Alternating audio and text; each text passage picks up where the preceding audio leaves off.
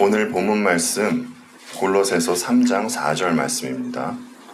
골로새서 3장 4절 말씀, 하나님 말씀입니다.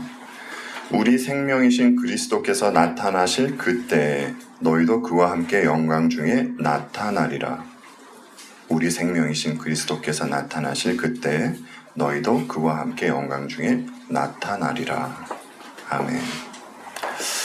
여러분들 갖고 계신 페이퍼를 보면 제목이 육신의 구원이라고 나와 있죠.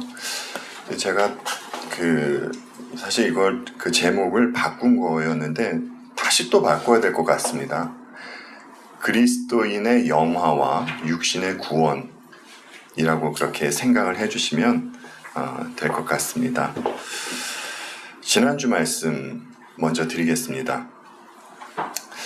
지난주에는 성도의 견인이라는 주제로 말씀을 전했죠. 성도의 견인 교리는요, 그 칼빈과 어떤 칼빈주의와 그 알미니안주의의 그 견해 차가 아닙니다. 우리가 성도의 견인에 대해서 이렇게 말할 수 있는 이유는 성경이 이를 말하고 있기 때문입니다. 지난주 본문 말씀 빌립보서 1장 6절 말씀이었죠. 너희 안에서 착한 일을 시작하신 이가 그리스도 예수의 날까지 이루실 줄을 우리는 확신하노라. 여러분, 견인은 누가 시켜주는 것이었습니까? 하나님께서 시켜주는 것이었죠. 이 하나님께서 능력이 있는 주권자이셨습니다. 그리고 우리 하나님은 언약에 신실한 분이셨죠.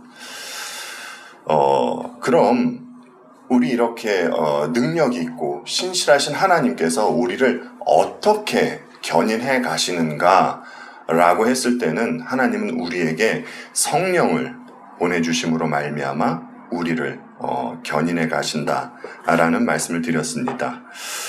그래서 우리에게 보내주신 그 성령 하나님께서 또한 우리에게 믿음을 주셔서 성령은 우리에게 그 믿음으로 우리를 이끌어 가시고 우리는 주어진 그 믿음으로 그 하나님께 반응하는 그러한 모습을 나타낸다라고 지난주에 말씀을 드렸습니다.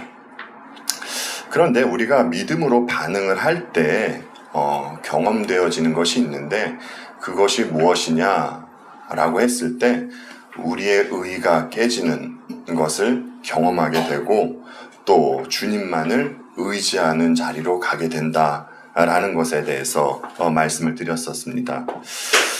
그리고 또 두 번째로는 하나님은 주께서 우리를 중보해 주시면서 또 견인해 가신다라는 말씀을 드렸죠. 왜냐하면 우리가 아무리 거듭나서 예수님을 믿는다 하여도 우리 안에는 여전히 죄의 오염이 남아있고 또 마귀가 우는 사자와 같이 또 활동을 하기 있기 때문에 주님은 우리를 위해서 중보하고 우리를 이끌어 가신다라는 말씀을 드렸습니다. 구원의 주체는 인간이 아니라 하나님이시죠. 네. 그래서 하나님께서 성도를 견인해 가실 때 성도에게 어떠한 반응이 나타나겠습니까? 라고 할 때 오래 참음과 또 인내라는 열매가 나타나게 된다라는 말씀을 드렸습니다. 그러면 성도는 어떻게 주어진 자리에서 견디고 인내하게 되는가? 왜냐하면 성도가 가는 길은 아까 저희들이 함께 찬송했듯이 성도가 가는 길은 광야의 길입니다. 그래서 우리에게는 견디고 인내하는 모습이 나타나게 되는데 어떻게 견디고 인내하게 되는가 라고 했을 때 성경이 말하는 약속을 믿으며 우리는 인내하게 된다라는 말씀을 드렸죠. 그리고 말씀과 기도로 인내하게 된다라고 했습니다. 또한 이 광야의 길을 함께하고 또 함께 걸어가는 성도와 교제를 하며 우리는 인내하게 된다라는 말씀을 드렸습니다. 그리고 우리가 인내를 하면서 그 구원의 확신을 어떻게 가질 수 있나 라고 했을 때 우리는 그리스도의 십자가에서 그 십자가를 보면서 우리의 구원을 확신할 수 있다라는 말씀까지 드렸습니다. 그래서 로마서 8장 32절의 말씀을 함께 보았죠. 자기 아들을 아끼지 아니하시고 우리 모든 사람을 위하여 내주신 이가 어찌 그 아들과 함께 모든 것을 우리에게 주시지 아니하겠느냐. 예. 모든 성도는 하나님으로부터 견인되어 가고 있습니다. 그래서 내 자신을 비롯해서 연약하고 부족한 형제 자매를 보면 그들을 참아주고 또 기다려주는 모습이 나와야 되지 않겠습니까? 라는 질문을 여러분들께 드렸었죠. 왜냐하면 그들도 연약한 나와 마찬가지로 하나님으로부터 견인을 받고 있는 주님의 지체들이기 때문이라고 말씀을 드렸었습니다. 오늘은요, 그리스도인의 영화와 육신의 구원이라는 제목으로 주제로 말씀을 전하겠습니다.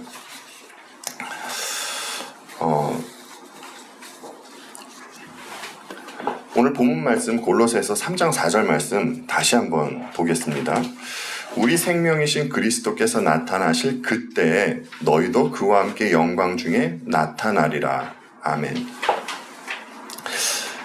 먼저 우리가 함께 살펴보고 싶은 사항은 우리가 영화롭게 될 때 어떠한 현상이 나타날지에 대해서 한번 살펴보고 싶습니다. 오늘 본문에서 보니까 본문은 그리스도를 우리에게 어떤 분으로 소개해주고 계십니까? 그리스도는 우리의 생명 되신 분이라고 말씀을 해주시죠. 그리고 그때는 재림의 날을 말씀해주고 있는 것입니다. 그리고 그와 함께, 주님과 함께 우리는 영광 중에 나타나게 될 것이다 라고 말씀해주고 있습니다. 우리는 이렇게 오늘 본문 한 절만 보아서도 알 수 있는 사실이 있습니다. 우리는 주님으로부터 생명을 받고 또 주님으로 말미암아 살아가는 존재라는 것입니다. 그러면 여러분, 지금 오늘 본문에서는 이제 재림의 날 주님의 영광이 이렇게 이제 나타나게 될 것이다 라고 말씀을 해주셨는데, 그럼 재림의 날에 주님의 영광이 어떠한 모습으로 나타나겠습니까? 성경은요, 이렇게 말씀을 해주십니다. 주께서 승천하실 때 그 모습으로 그대로 나타나게 될 것이다 라고 말씀을 해주세요. 사도행전 1장 10절로 11절 말씀 함께 보겠습니다. 올라가실 때, 지금 이 장면은 주께서 승천하시는 장면입니다. 올라가실 때 제자들이 자세히 하늘을 쳐다보고 있는데 흰옷 입은 두 사람이 그들 곁에 서서 이르되 갈릴리 사람들아 어찌하여 서서 하늘을 쳐다보느냐. 너희 가운데서 하늘로 올려지신 이 예수는 하늘로 가심을 본 그대로 오시리라 하였느니라. 아멘. 여러분, 우리 주님께서 승천하실 때 영혼만 승천하신 것인가요? 우리 주님께서 승천하실 때는 육신의 몸을 입고 그리고 승천하신 것입니다. 그렇죠? 그렇기 때문에 주께서 영광 중에 다시 나타나실 때는 승천하실 때 입으셨던 그 육신을 입고 그대로 나타나게 될 것이라는 것입니다. 그리고 주님과 마찬가지로 우리 또한, 성도들 또한 주님과 같은 몸으로 부활하게 될 것이다 라고 성경이 우리에게 말씀해주고 있는 것입니다. 이에 대해서 웨스트민스터 대의리 문답에서 우리 또 믿음의 선배들은 이 부분을 잘 요약을 해서 우리들에게 이렇게 가르침을 주고 있습니다. 함께 보겠습니다. 마지막 날에 죽은 자들은 의인과 악인의 일반 부활이 있을 것이다. 그 당시에 살아있는 자들은 순식간에 변화될 것이며 무덤에 있는 죽은 자들은 바로 그 몸이 그들의 영혼과 영혼이 영원히 연합되어 그리스도의 권능으로 다시 살아날 것이다. 의인의 몸은 그리스도의 영에 의해 혹은 그들의 머리이신 그의 부활의 효능으로 그의 영광스러운 몸과 같은 신령하고 썩지 않는 몸으로 다시 살아날 것이다. 악인의 몸은 또한 진노하신 심판주 주님에 의하여 수치스러운 중에 다시 살아날 것이다. 여러분, 우리 믿음의 선배들께서 대우리 문답으로 무엇이라고 말씀을 해주고 계십니까? 성도는 주님과 같은 몸으로, 영광스러운 몸으로 다시 살아나게 될 것이다 라고 하죠. 우리들의 영화와 주님의 인성의 관계는요, 굉장히 중요한 것입니다. 그런데 이제 여러분들께서 또 아시겠지만 이 구원을 방해하는 적그리스도들이 예수님 당시서부터 지금까지 곳곳에 있지 않습니까? 근데 그 적그리스도가 성경 요한 1서에 나타나고 있습니다. 여러분들이 잘 아시는 내용인데 함께 같이 보겠습니다. 요한 1서 2장 18절로 19절 말씀입니다. 아이들아, 지금은 마지막 때라. 적그리스도가 오리라는 말을 너희가 들은 것과 같이 지금도 많은 적그리스도가 일어났으니 그러므로 우리가 마지막 때인 줄 아노라. 그들이 우리에게 나갔으니 우리에게 속하지 아니하였나니 만일 우리에게 속하였더라면 우리와 함께 거하였으려니와 그들이 나간 것은 우리에게 속하지 아니함을 나타내려 함이니라. 아멘. 여러분, 이 나간 자들, 적그리스도들의 특징이 무엇인 줄 아십니까? 이들은 거짓을 말한다는 그런 특징이 있는 것입니다. 거짓의 아비인 사탄이 하나님을 대적했듯이 이 이단 적그리스도는 주님을 대적하고 있는 것이죠. 아니, 주님은 이미 승천하셔서 하나님 우편에 앉아 계신데 이들이 어떻게 그리스도를 대적합니까? 네, 이들은요, 교리를 무너뜨림으로써 주님을 대적하는 것입니다. 주님의 성육신 사건을 부인하는 것이었죠.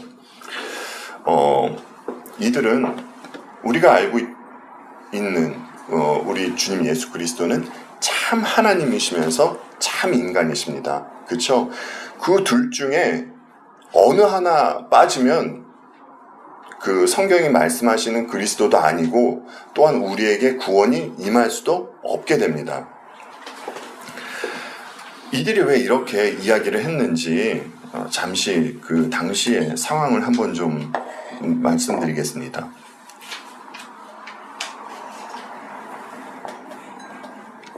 당시에는요, 그 영지주의 이단이 있었습니다. 영지주의는요, 오늘날 이단들과 같이 무슨 신천지, 그 다음에 통일교 이렇게 있는 것이 아니라 이 영지주의는 어떠한 사상이었어요. 그래서 이 사상은 여러 곳에 침투해 들어가서 그 영향력을 발휘했었습니다. 근데 이 영지주의 사상이 기독교 안으로까지 들어가게 된 것이었죠. 이들이 그 말하는 것은 무엇이냐면 여러분들 많이 들으셔서 아실 거예요. 영은 선하고 그 다음에 육체는 악하다. 물질은 악하다. 라는 것이 이들의 생각이었어요. 자, 그런데 여러분, 이 세상이요, 이 땅이 영혼으로 되어 있습니까? 물질로 되어 있잖아요. 그렇죠? 그럼 이 땅을 창조하신 하나님은 이들의 관점에서 봤을 때는 어떠한 신이 되겠습니까? 조금 저급한, 좀 질이 낮은 그러한 신이 되겠죠. 이들은 이런 생각이 있었던 것이었어요. 그리고 이들이 추구하고 강조하던 것은 그 극단적인 금욕주의를 강조를 했습니다. 왜냐하면 육신은 악한 것이니까요. 이들은 건전한 금욕주의가 아니라 극단적인 금욕주의를 강조를 했었습니다. 근데 여러분도 알다시피 이단은요, 극과 극으로 치우쳐요. 그렇죠? 그는 또 한편으로는 또 쾌락주의를 또 강조를 하기도 했습니다. 왜냐면요, 어차피 육신은 악한 것이니까, 그런 생각이 있기 때문에 이들은 이 육신을 이용한 그 쾌락을 강조하기도 했었습니다. 그리고 참 오늘 주제와 연관해서 좀 심각한 모습을 보였던 것은 이들은 예수 그리스도를 인성을 부인했기 때문에 성육신을 부인을 했습니다. 이들의 말은 예수는 그저 사람처럼 보일 뿐이지 진짜 인간은 아니었다라는 것이 그들의 말이었습니다. 여러분, 근데 성경이 금욕주의를 우리들에게 요구합니까? 잘못된 믿음으로 하는 금욕은요, 이것은 또 다른 내 의의를 쌓게 되는 것과 마찬가지입니다. 그래서 사도 바울은요, 이런 이들에게 일침을 날리시죠. 골로새서 2장 20절로 23절에서 사도 바울은 이런 말씀을 해주십니다.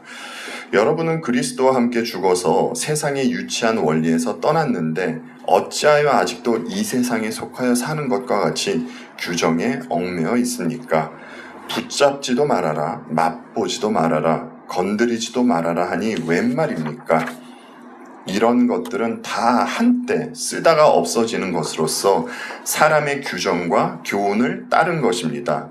이런 것들은 꾸며낸 경건과 겸손과 몸을 학대하는 데는 지혜를 나타내 보이지만 육체의 욕망을 억제하는 데는 아무런 유익이 없습니다. 아멘. 겉으로는 그렇게 보일 수 있다라는 것이죠. 그렇지만 여러분, 육체의 욕망을 금욕으로 다스릴 수 있습니까? 이런 사람들이 주님의 인성을 부인했던 것입니다. 우리가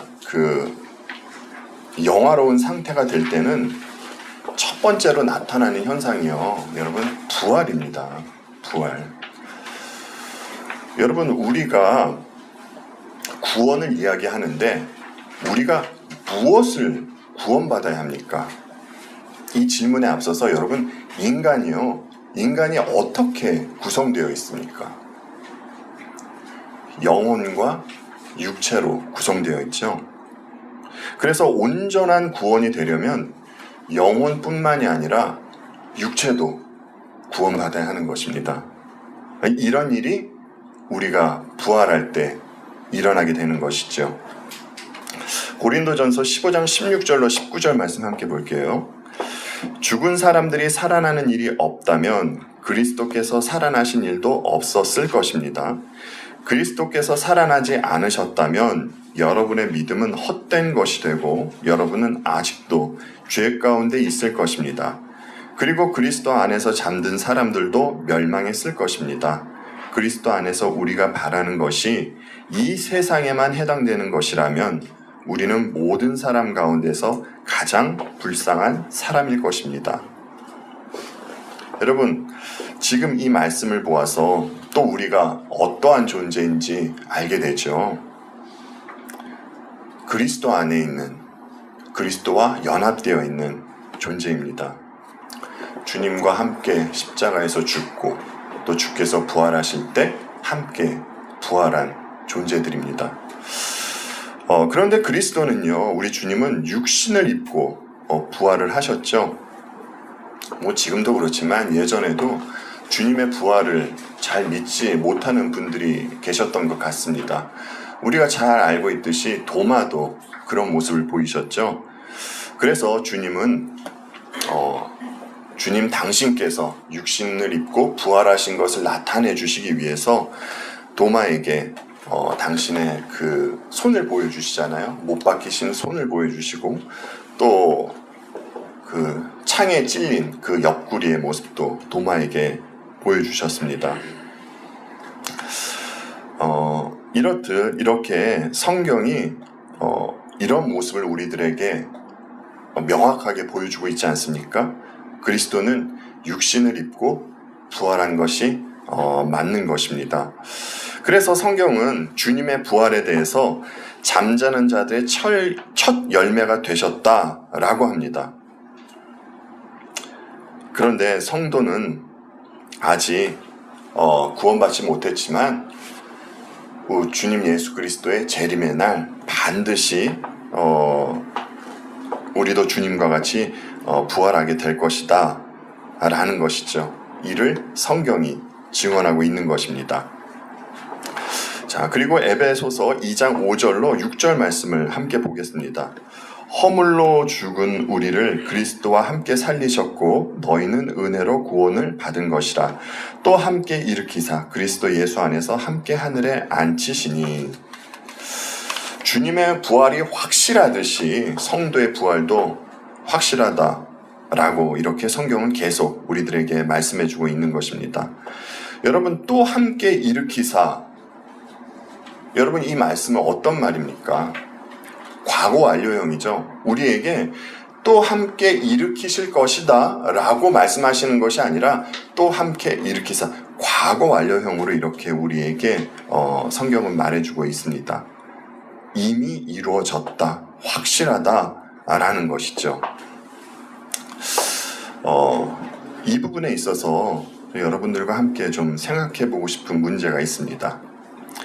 그렇다면 요한일서에서 등장한 그 적그리스도들의 가르침이라면 여러분, 우리들에게, 사람들에게 온전한 구원이 있을 수 있겠습니까? 반쪽짜리 구원만 있을 수 있겠죠. 근데 여러분, 반쪽짜리 구원은요, 반쪽 구원이 아니라 구원이 아닌 것입니다. 예. 그래서 우리 믿음의 선배인 헤르만 바빙크는요, 이 부분에 있어서 우리들에게 이런 또 말씀을 해주셨습니다. 그리스도께서 몸으로 다시 살아나시지 못했다면 죽음과 죄악과 그리고 죽음의 세력을 잡은 자 마귀가 정복되지 않았다는 결론이 성립된다. 만일 그렇다면 승리자는 그리스도가 아니라 사탄이라는 말이 성립된다. 성경 말씀에 의하면 그리스도께서 몸으로 부활하신 사건은 의미심장하다 라고 이렇게 의미심장한 말씀을 해주셨습니다. 다시 한번 강조드리고 싶은 것은 그리스도께서 부활하실 때 육신을 입고 부활하시기 때문에 우리도 육신을 입고 부활할 수 있게 된다라는 것입니다. 교리는 참 중요한 것 같습니다. 예, 항상 여러분들께 자주 드리는 말씀이죠. 사도들은 거짓 교리를 전하는 이들과 타협하지 않았습니다.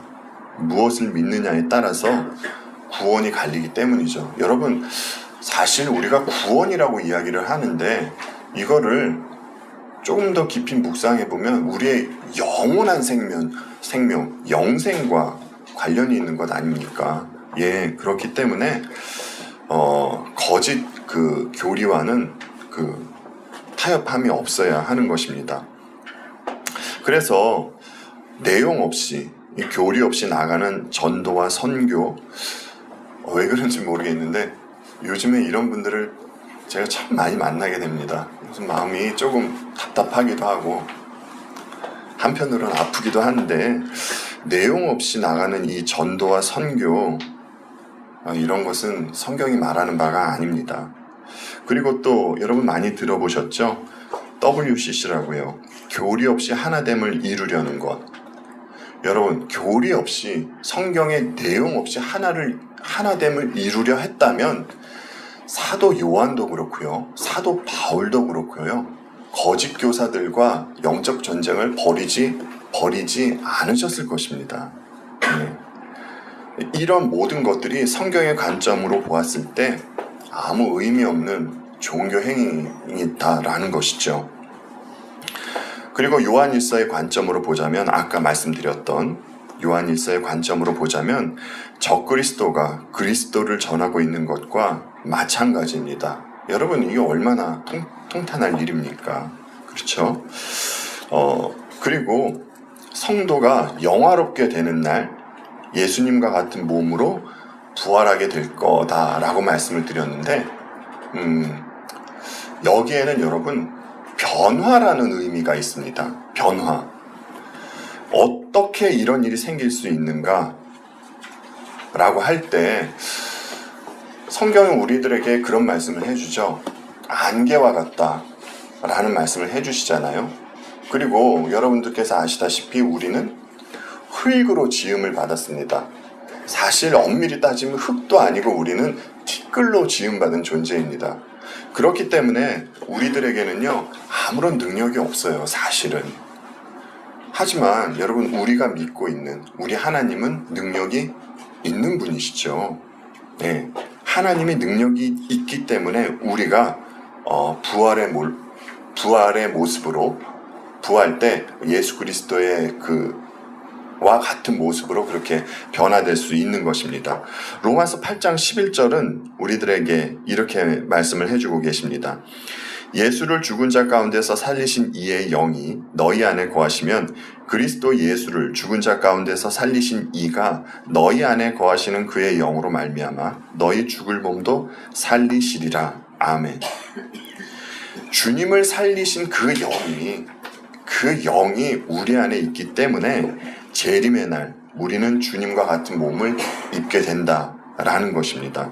그러면 여러분, 이제 조금 전에 변화에 대해서 이야기를 했는데, 지금 몸과 또 우리가 새롭게 입게 될 그 새로운 몸의 다른 점이 무엇이겠습니까? 이것에 대해서 고린도전서에서 아주 자세히 말씀을 해주셨더라고요. 고린도전서 15장 42절로 44절 말씀 함께 볼게요. 죽은 자의 부활도 그와 같으니 썩을 것으로 심고 썩지 아니할 것으로 다시 살아나며 욕된 것으로 심고 영광스러운 것으로 다시 살아나며 약한 것으로 심고 강한 것으로 다시 살아나며 육의 몸으로 심고 신령한 몸으로 다시 살아나나니 육의 몸이 있은즉 또 영의 몸도 있느니라. 아멘. 여러분, 42절에서 뭐라고 말씀해 주십니까? 썩지 아니할 몸으로 변하게 될 것이라고 그러죠. 우리가 알고 있듯이 여러분, 사람이 죽음을 맞이하면 바로 부패가 이루어지게 됩니다. 그렇죠? 그런데 우리가 새로 입게 될 그 몸은 썩지 않을 몸이 될 것이라고 성경은 말해주고 있습니다. 뿐만 아니죠. 43절에서 뭐라고 말씀을 해주십니까? 영광스러운 몸, 강한 몸으로 변화될 것이라고 그러죠. 이것은 우리는 지금 시간과 공간 안에 구애받아 살 수밖에 없는 그런 육신을 가지고 있습니다. 그런데 그날에 우리가 새로 입게 될 몸은 초자연적인 몸이 된다는 것입니다. 왜냐하면 우리가 어떻게 이렇게 생각할 수 있냐 하면, 부활하신 주님의 몸을 보면 우리가 그러한 것을 생각할 수 있습니다. 여러분, 부활하신 주님의 모습이 어떠하셨습니까? 제자들에게 나타나실 때 그 제자들이 있는 곳은 문이 닫혀 있는 곳이었습니다. 그런데 주님은 그 문을 통과하셔서 그리고 들어오셨죠. 그리고 그 제자들에게 샬롬이라는 인사를 하셨습니다. 그리고 또 길에서 만난 제자들과 말씀을 하시고 또 말씀도 풀어주시고 또 이런저런 일들을 해주시다가 주님은 또 갑자기 사라지시는 모습도 보여주셨거든요. 그러니까 이런 거를 보면서 우리가 생각할 수 있는 것은, 그날 우리가 새로 입게 될 몸은 공간을 초월하는 그런 초자연적인 몸이 되겠구나 라는 것을 생각할 수 있게 되는 것입니다. 그리고 또 44절에서 뭐라고 말씀해 주십니까? 신령한 몸으로 다시 살아나게 된다라고 말씀해 주시죠. 우리가 지금 입고 있는 이 몸은 우리가 거듭났지만 아직 우리 안에는 죄의 오염이 남아 있습니다. 그렇죠? 그래서 때로 우리는 본의 아니게, 정말로 본의 아니게 육신의 소욕을 따라 살 때가 있습니다. 그런데 우리가 새로운 몸을 입고 그날 신령한 몸을 입을 때는 우리 안에 있던 그 죄의 오염이 정말 뭐라고 표현드려야 될지 모르겠는데 0.1%도 남아있지 않는 완전히 거룩한 몸으로 변하게 됩니다. 그리고 우리는 온전히 성령 하나님만을 모시고 있는 그러한 그 전이 되지요. 그래서 우리는 그날 입게 될 그 몸을 신령한 몸이 되는 것입니다. 이로써 우리가 알 수 있는 사실이 있습니다. 성도가 지니고 있던 연약함, 그렇죠? 결점, 뭐 이런 것들이 사라지는 변화가 나타나게 된다라는 것입니다. 그러면 이제 또 이런 반문이 들 수도 있습니다. 우리가 부활을 할 때 예수님과 같은 그 몸으로 이제 새로운 육신을 입는데 뭐 연약함도 없고 뭐 결점도 없고 그렇다 칩시다. 그런데 예수님도 부활하셨을 때 여전히 예수님의 손에는 못자국도 있었고요. 옆구리에는 그 창에 찔리셨던 그런 자국도 있었잖아요. 아니 그럼 그거는 무엇이냐? 라는 반문을 할 수도 있죠. 질문을 할 수도 있습니다. 이것은요, 주께서 제자들에게 내가 너희의 스승이었던, 너희와 함께 했던 그 예수란다 라는 것을 알려주시기 위해서 당분간 가지고 계셨던 자국입니다. 십자가의 흔적이라고 할 수 있죠. 이 자국은 주님께서 승천하실 때 이 모든 자국도 온전해져서 없어졌을 것이다 라고 우리는 성경을 통하여 이렇게 추론해 볼 수 있습니다. 항상 여러분들께 여러분 우리 분별해야 합니다. 뭐 해야 합니다. 그렇게 말씀드리는데 오늘도 분별에 대해서 좀 말씀을 드리고 싶어요. 여러분 이 시대는요 참 인터넷 시대입니다. 그렇죠? 사람들이 유튜브도 많이 보고요. 그래서 우리가 유튜브를 통해서 좋은 정보도 얻는데 참 거짓 정보도 더 많이 얻는 것 같아요. 너무 진짜 말도 안 되는 정보들이 정말 홍수와 같이 그냥 쏟아져 나오고 있는 그런 시대입니다. 근데 사실 그도 그럴 것이 그 사람들은 여러분들을 위해서 영상을 제작하는 것이겠습니까? 좋아요 그리고 구독수가 늘어나면 그들에게 돈이 들어가잖아요. 그렇죠? 네, 그래서 사람들의 관심을 끌기 위해서 자극적인 내용도 싫고 하는 것입니다. 사람들이 사후세계에 대한 이야기도 많이 하죠.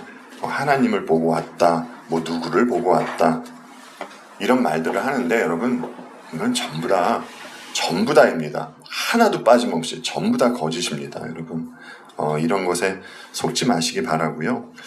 이것에 대해서 왜 이렇게 이야기를 할 수 있냐면 성경적인 근거가 있습니다. 여러분 아시다시피 우리 모세나 이사야나 사도 바울과 같은 사람이 처음에 하나님 만났을 때 어떤 모습을 보였습니까? 하나님 앞에서 당당히 이렇게 어깨 피고 있지 못했습니다. 그들은 바로 엎어졌습니다. 하나님을 만나자마자. 왜냐하면 죄와 거룩이 만나면 그 거룩이 죄를 심판하기 때문입니다. 그래서 그 거룩하심 앞에 죄인이 온전히 설 수가 없어요. 그런데 사람 중에 죄인이 아닌 사람이 어디 있습니까? 모두 다 죄인이죠. 그런데 누가 바울이 말하는 삼층천에 올라가서 하나님을 만나 뵙고 올 수 있겠습니까? 제가 알기로는 딱 한 분이 있습니다. 여러분 함께 볼게요. 고린도후서 12장 1절로 5절 말씀 보겠습니다. 이건 바울의 말씀입니다. 무익 하나마 내가 부득불 자랑하노니 주의 환상과 계시를 말하리라. 내가 그리스도 안에 있는 한 사람을 아노니 그는 14년 전에 셋째 하늘에 이끌려간 자라. 그가 몸 안에 있었는지 몸 밖에 있었는지 나는 모르거니와 하나님은 아시느니라. 내가 이런 사람을 아노니 그가 몸 안에 있었는지 몸 밖에 있었는지 나는 모르거니와 하나님은 아시느니라. 그가 낙원으로 이끌려가서 말로 표현할 수 없는 말을 들었으니 사람이 가히 이르지 못할 말이로다. 내가 이런 사람을 위하여 자랑하겠으나 나를 위하여는 약한 것들 외에 자랑하지 아니하리라. 아멘. 사도 바울의 말입니다. 사도 바울은 그곳을 다녀왔습니다. 그런데 사도 바울이 지금 여러분 보셔서 아시겠지만 천국을 다녀온 것에 대해서 자기 자랑이 나오고 있습니까? 그렇지 않습니다. 지금 사도 바울은요 3인칭으로 빗대어서 지금 그를 소개하고 있는 것입니다. 셋째 하늘이 천국이잖아요, 여러분. 그쵸? 3층천. 그래서 거기를 갔다 온 사도 바울의 반응이 어땠습니까? 그는 이곳에 대해서 아무런 말도 하지 않았습니다. 그죠? 정말 여러분 아시잖아요. 사도 바울이 얼마나 많은 고생을 했습니까? 핍박도 많이 받고요. 그럼에도 불구하고 그는 복음만을 전했습니다. 그런 모습을 나타냈어요. 그것도 여러분 하나님 우편에 앉아 계신 예수 그리스도를 전한 게 아니라 십자가에 달리신 그리스도만을 사도 바울은 전했습니다. 자랑이 없었죠. 예. 그래서 이런 부분을 우리가 좀 분별했으면 좋겠다 싶어서 여러분들께 말씀했고요. 하나가 또 있습니다. 근데 여러분 제가 우려하는 것은 지금 말씀드리려는 이런 부류입니다. 왜냐하면 이런 부류는요 굉장히 좋게 보여요. 그리고 굉장히 선해 보이고요. 하지만 절대 성경적이지 않습니다. 여러분들께서 아시는 분들도 있으실 거예요. 엘리자베스 퀴블러 로스라는 분인데 이분은 여성분이세요. 스위스 출신의 미국 정신과 의사입니다. 근데 이분이 이제 임사 체험하는 사람들을 연구를 해서 책을 내기도 하고 뭐 이 부분에 대해서 많은 말씀을 전하고 계신 분입니다. 근데 이분이 임사 체험하는 사람들을 연구를 할 때 인종도 상관없고요, 종교도 상관없는 사람들을 모두 다 연구를 한 거거든요. 근데 여러분 이분은요 죽음에 대해서 부정적으로 말씀을 하시는 것이 아니라 죽음을 되게 좋게 말씀을 하세요. 뭐 심지어는 이렇게 말한 분이 기독교인인지 타 종교인인지 모르겠지만 이런 말씀도 하셨대요. 죽은 사람이 사후에 어떠한 빛의 존재를 만났는데 그 존재가 다시 너는 집으로 가라 라고 했을 때 집에 가기 싫을 정도로 그곳이 좋았다라는 내용도 이분이 말씀을 해주고 있습니다. 그런데 여러분 좋아요. 그냥 이렇게 들으면 얼마나 따뜻하게 느껴지고 그렇습니까? 그런데 성경은 절대 그렇게 이야기를 하고 있지 않습니다. 여러분 하나님이요 모든 사람을 맞이해 주시는 그런 하나님이십니까? 하나님은요 그리스도 안에 있는 자들만 맞이해 주시는 하나님이십니다. 그렇죠? 그리고 하나님 히브리서에서 뭐라고 합니까? 죄의 삭은 사망이요 사망 후에는 하나님의 심판이 있다고 그렇게 성경은 말씀해 주고 있지 않습니까? 하나님은요 사랑의 하나님이심과 동시에 공의의 하나님이십니다. 여러분 우리 이 사실을 정말 잊으면 안 됩니다. 그러면 이분의 말을 들은 분도 죽음에 대해서 두려워하지 않겠죠. 그렇죠? 그리고 우리 그리스도인들도 죽음에 대해서 두려워하지 않습니다. 근데 다른 점이 있어요. 다른 점이. 우리는 우리가 죽음을 두려워하지 않는 것은 우리의 죽음을 대신 우리 주님께서 죽어주셨기 때문입니다. 그렇죠? 사망을 이기신 주님 때문에 우리는 주님 때문에 그 죽음을 두려워하지 않게 되는 것이에요. 그리고 계속 여러분들께 말씀드리고 있다시피 우리에게는 부활이 있기 때문에 그 소망이 있기 때문에 죽음을 두려워하지 않게 되는 것입니다. 주님의 십자가의 죽으심이 있기 때문에 훗날 우리는 주님과 같은 새로운 육신을 입고 부활하게 되는 것이죠. 성경은 이를 우리에게 말씀해주고 있는 것입니다.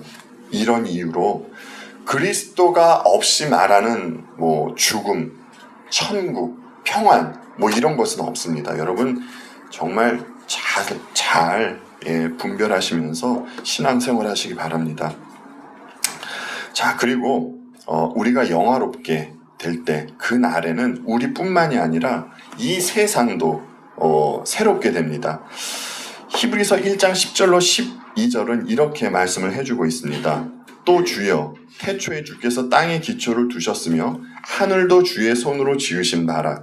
그것들은 멸망할 것이니 오직 주는 영존할 것이요 그것들은 다 옷과 같이 낡아지리니 의복처럼 갈아입을 것이요 그것들은 옷과 같이 변할 것이니 주는 여전히 연대가 다함이 없으리라 하였으나. 아멘.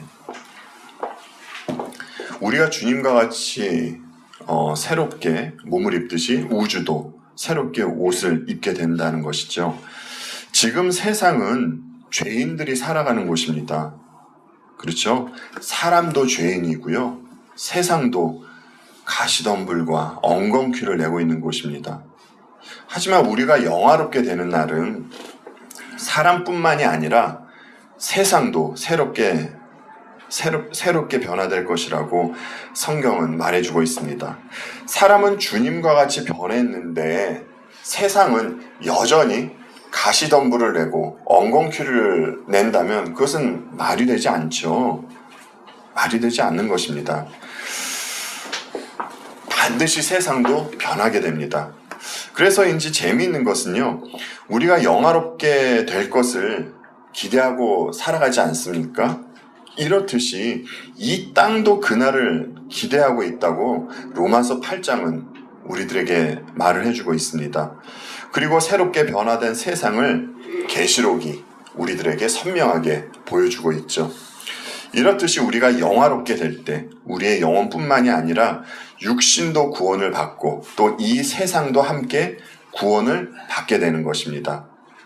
그러면 여러분 그때에는 또 새로운 질서가 잡혀지게 되겠죠. 사람과 세상의 변함에 따라 새로운 질서가 필요하게 됩니다. 우리 에베소서 2장 10절 말씀 함께 보겠습니다. 우리는 그가 만드신 바라 그리스도 예수 안에서 선한 일을 위하여 지으심을 받은 자니 이 일은 하나님이 전에 예비하사 우리로 그 가운데서 행하게 하려 하심이니라.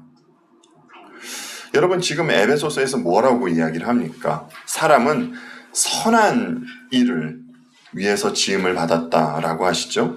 그럼 여러분 무엇이 선한 일입니까? 하나님의 뜻을 쫓아 행하는 일이 선한 일입니다. 그렇죠? 그런데 지금 세상을 보십시오. 사람들의 모습을 한번 보자고요. 아담의 성품을 하고 있죠. 그것을 어떻게 할 수 있습니까? 자기 중심적으로 살아가고요. 욕망에 따른 삶을 살아가고 있습니다. 그리고 세상은 어떻습니까? 악과 악이 맞물려 돌아가는 세상입니다. 그 깨끗한 어떠한 곳에 더럽고 지저분한 것이 뭐가 하나 떨어지면은 금방 그게 티가 납니다, 여러분. 그쵸? 근데 그 환경 자체가 더럽고 오염이 되어 있으면요, 어떠한 그 불순물이 떨어져도 그게 무엇인지 잘 티가 나질 않습니다. 근데 지금 우리가 살아가는 세상이 딱 이와 같습니다. 여러분, 그 어린 아이들이요, 그 순수하고 참 꿈 많은 어린 아이들이 학교에서 왕따 당하고 따돌림 당하는 거를 한번 보십시오. 그리고 여러분, 사람들이 만몬을 위해서 거짓말하고 사기치고 또 살인하는 모습들을 한번 보세요.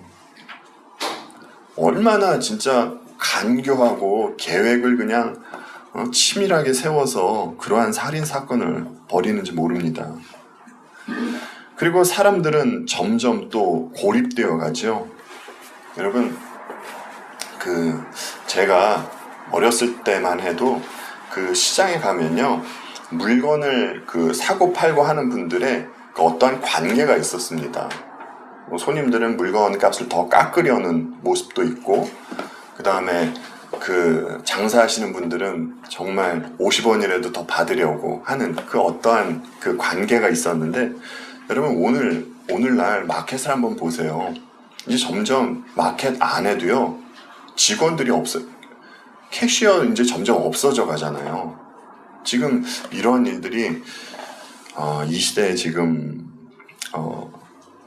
나타나고 있습니다. 이것이 좋은 모습만은 아닌 것 같아요. 예. 그리고 우리가 알고 있다시피 정말 자살률은 얼마나 높아져 가는지 모릅니다. 정말 심각한 모습들이 지금 이 세상에서 드러나고 있습니다. 그런데 더 심각한 것은요, 세상은 이것을요 잘못됐다라고 말하지 않고요, 오히려 이런 모습들을 부추길 때가 있어요.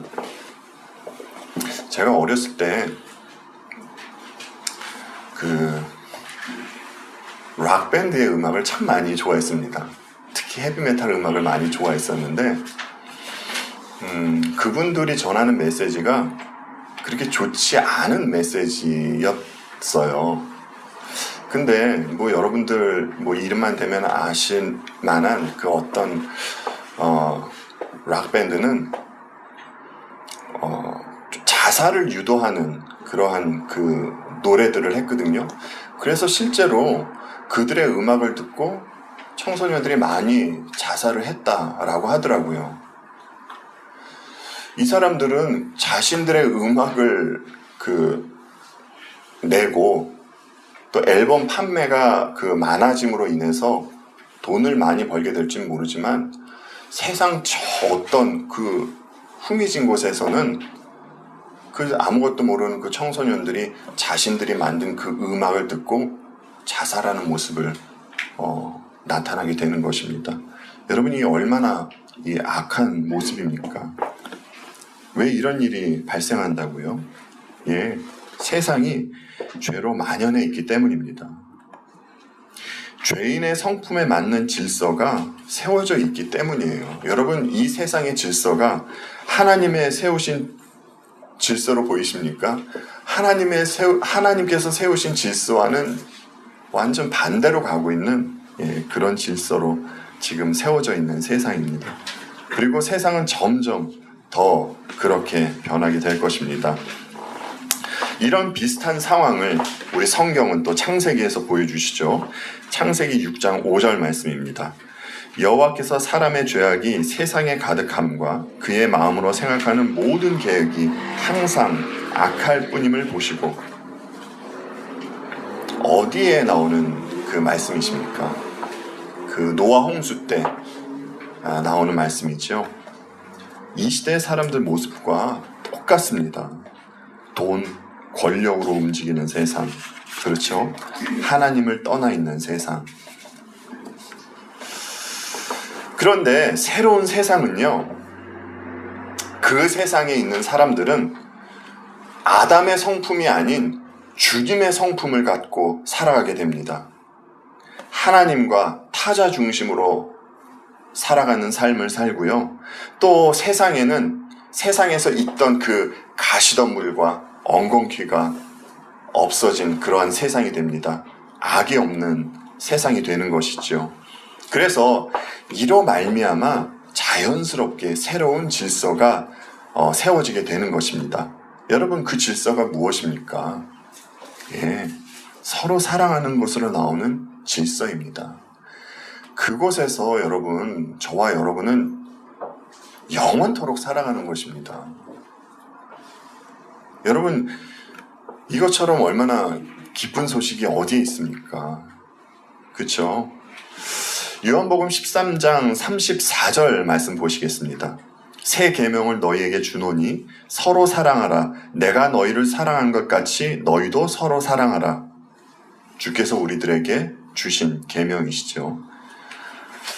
그런데 지금은 이 계명에 따라, 주님의 계명에 따라 살아도 우리들의 힘든 것은 조금 전에 말씀드렸다시피 이 세상 자체가 이미 악으로 물들어 있기 때문입니다. 그래서 우리가 주님의 계명을 따라 살 때 주님으로부터 오는 참 기쁨도 있지만 여전히 우리가 어려운 일을 겪게 되는 것입니다. 자, 그러면 지금 나타나는 일에 대해서 한번 살펴보도록 할게요. 지금까지 우리가 앞으로 영화롭게 될 때 나타날 일들에 대해서 잠깐 살펴보았습니다. 그런데 매우 중요한 것이 있습니다. 정말 당연하면서도 매우 중요한 사실이 있는데요. 앞으로 일어날 일이 오늘을 살아가는 우리의 삶의 모습과 밀접한 연관이 있다라는 것입니다. 연속성이 있다라는 것이에요. 여러분, 성화의 삶을 살지 않는 이들은요, 절대 영화롭게 되지 않습니다. 그리고 이 땅에서 작은 죽음을 잘 감내하지 못한 분들은요, 부활의 소망을 가질 수가 없습니다. 그리고 광야를 잘 지나야 가나안으로 입성할 수 있지 않습니까? 광야를 지나지 않고 가나안으로 입성할 수 있는 방법은 없습니다. 지난주에 이런 말씀을 드렸죠. 우리의 구원은 하나님의 손에 있습니다. 그래서 이미 우리는 존재론적으로는 이미 구원받은 이들입니다.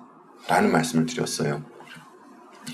왜냐하면 주님의 십자가 사건은 이미 역사 안에서 이루어졌습니다. 그렇죠? 그리고 이미 우리 주님은 하나님의 우편에 앉아 계셔요. 이 일들은 이미 이루어진 일이에요. 그렇죠? 그렇다면은 지난주에 드렸던 말씀과 함께 다시 한번 그러면 생각을 해보겠습니다. 조금 전에 전했던 말을 제가 한번 뒤집어 보겠습니다, 여러분. 우리는 이미 영화로운 존재이기 때문에 지금 오늘에서 성화의 삶을 살게 되는 것입니다. 우리는 이미 부활의 소망이 있기 때문에 삶에서 마주하는 그 작은 죽음들을 잘 감내할 수 있는 것입니다. 우리는 이미 존재 자체가 주님 안에서 가나안의 입성에 있기 때문에 오늘 광야의 삶을 잘 살아갈 수 있게 되는 것입니다. 여러분, 우리가 믿는 하나님이 어떤 하나님입니까? 우리가 하나님을 어떻게 부릅니까? 우리는 하나님을 때로는 산자의 하나님이다 라고 부르죠. 성경이 그렇게 말씀을 해주고 있기 때문입니다. 자, 이게 무슨 뜻입니까, 여러분? 출애굽기랑 마태복음 말씀 한번 볼게요. 먼저 출애굽기 3장 5절로 6절 말씀 보겠습니다. 하나님이 이르시되 이리로 가까이 오지 말라. 내가 선 곳은 거룩한 땅이니 내 발에서 신을 벗으라. 또 이르시되 나는 내 조상의 하나님이니 아브라함의 하나님, 이삭의 하나님, 야곱의 하나님이라. 모세가 하나님을 배웠기를 두려워하여 얼굴을 가리매. 여러분, 하나님께서 지금 이제 모세에게 하시는 말씀인데, 하나님께서 모세에게 말씀을 하실 때 아브라함과 이삭과 야곱이 육신적으로 살아 있었나요? 그들은 육신적으로는요, 죽어 있었습니다. 하지만 그들의 영혼은 살아 있었죠. 하나님께서 모세에게 하신 이 말씀을 인용해서 주님이 하신 말씀을 이어서 한번 보겠습니다. 마태복음 22장 32절 말씀입니다. 나는 아브라함의 하나님이요 이삭의 하나님이요 야곱의 하나님이로라 하신 것을 읽어보지 못하였느냐. 하나님은 죽은 자의 하나님이 아니요 살아있는 자의 하나님이시라 하시니. 아멘. 부활이 없다, 라고 하는 사두개인들과 부활 논쟁 중에 해주신 말씀이시죠. 아브라함, 이삭, 야곱은 육신적으로는 죽어있는 분들입니다. 그러나 영혼은 살아있는 분들이죠. 이분들은요, 모세 때도 살아있었고요. 지금 영혼을 말씀드리는 겁니다. 모세 때도 살아있었고요. 예수님 당시에도 살아계셨고요.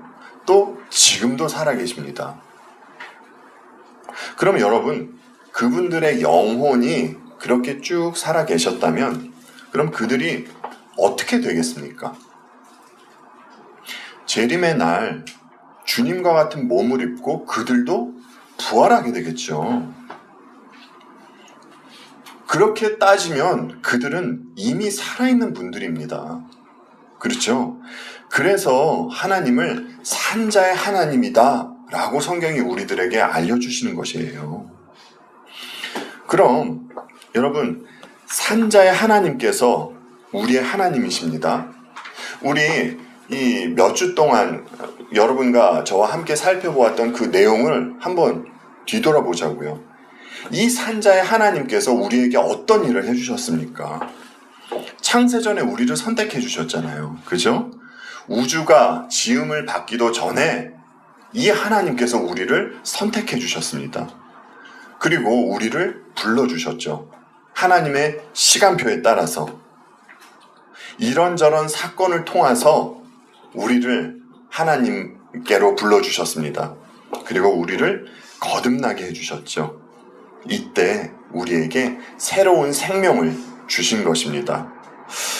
또 회심할 수 있는, 회개와 믿음을 고백할 수 있는 그 신앙을 주셨죠. 또한 하나님은 그럼에도 불구하고 여전히 그 죄에 오염 있는 우리를 의롭다라고 여겨주셨습니다. 그리고 또 예수 그리스도로 말미암아, 독생자로 말미암아 양자 삼아 주셨습니다. 우리들을. 그리고 지난주에 말씀드렸듯이 완성된 구원의 자리로, 존재론적으로 우리는 이미 구원에 가 있지만 완성된 구원의 자리를 우리를 견인해 가고 계십니다. 그리고 또 하나님은 우리를 완전 성화인 그 자리로 영화롭게 하실 것입니다. 이것이 산자의 하나님이신 하나님께서 우리들에게 해주시는 일입니다. 여러분, 하나님께서 왜 이런 일을 벌이셨다고요? 로마서 8장 29절에 이렇게 말씀해 주시죠. 하나님이 미리 하신 자들을 또한 그 아들의 형상을 본받게 하기 위하여 미리 정하셨으니 이는 그로 많은 형제 중에서 맏아들이 되게 하려 하심이니라. 아멘. 존재론적으로 우리는 이미 아들의 형상을 본받은 자입니다. 그리고 그 과정을 살고 있는 자녀들입니다. 아브라함, 이삭, 야곱을 믿음의 반열에 이끄신 그 하나님께서 지금 저와 여러분을 동일한 길로 인도해 가고 계신 중이십니다. 여러분, 그렇다면 이제 오늘 잠시나마 들은 그 내용을 머리에 염두에 두시고 생각해 볼 때 우리에게 어떠한 반응이 나와야 되겠습니까? 우리에게 어떠한 모습이 나와야 하나님의 자녀다운 모습을 나타낼 수 있겠습니까? 더욱더 하나님의 자녀다운 모습으로 살고자 하나님께 은혜를 간구하는 반응이 나와야 되겠죠? 그리고 또 하나님 말씀에 순종할 수 있는 사람은요, 자녀밖에는 없습니다. 여러분, 성도밖에는 없어요. 그 말씀에 더욱더 잘 순종하며 살아갈 수 있게 하나님께 간구하는 모습이 나오겠죠. 그리고 여러분, 아까도 말씀드렸다시피 우리가 살아가는 이 세상은요, 아직은 영적인 광야의 길이고 광야의 삶입니다. 그래서 우리가 때때로 만나는 그 가시덤불과 엉겅퀴, 그러한 것들을 만났을 때 그것이 잘못된 것으로 생각하지 마시고요. 당연한 것으로 생각해 주세요. 그리고 하나님께서 우리로 하여금 가시덤불과 엉겅퀴를 만나게 한 것은 또 하나님의 뜻이 있으시기 때문에 우리로 하여금 그러한 것들을 만나게 하신 것이거든요. 그러니까 우리는 그러한 것을 왜 만났을까? 하나님이 이것을 통해서 우리들에게 무엇을 알려주시고 싶으신 것일까? 라는 물음을 하나님께 드려야 할 것입니다. 그리고 우리가 오늘 잠시나마 살펴보았듯이 우리가 영화롭게 되어지는 것은 완전한 사실입니다. 이미 우리에게 주어진 사실이에요. 우리가 진심으로 예수 그리스도를 믿고 있다라면 말입니다. 그러면 그때 누리게 될 기쁨을 지금부터 누릴 수 있게 해달라고 하나님께 간구하는 모습이 나와야 할 것입니다. 그렇죠? 그리고 또 우리에게 구원을 안겨주는 그 성경의 교리를 사수하는 모습이 우리들에게 나와야 할 것입니다. 여러분과 함께 오늘 말씀을 마칠 때 여러분 주보 다 받으셨잖아요. 그렇죠? 주보 뒷면을 한번 봐보세요. 그러면 하이델베르그 요리문답 제45문이 있을 것입니다. 여러분들과 함께 하이델베르그 요리문답 제45문을 함께 읽고 오늘 말씀을 마치고자 합니다. 함께 읽겠습니다. 시작. 제45문 그리스도의 부활이 우리에게 주는 유익은 무엇입니까? 답. 첫째, 그리스도께서 죽음을 이기고 부활하심으로써 성취하신 의에 우리도 동참할 수 있게 되었습니다. 둘째, 그의 능력으로 말미암아 우리도 이미 새로운 생명으로 부활한 것입니다. 셋째, 그리스도의 부활은 영광스러운 우리의 부활에 대한 보증입니다. 얼마나 감사한 말씀입니까? 그렇죠? 우리 생명이신 그리스도께서 나타나신 그때 저와 여러분도 사랑하는 주님과 함께 영광 중에 나타나게 될 것입니다. 기도하겠습니다.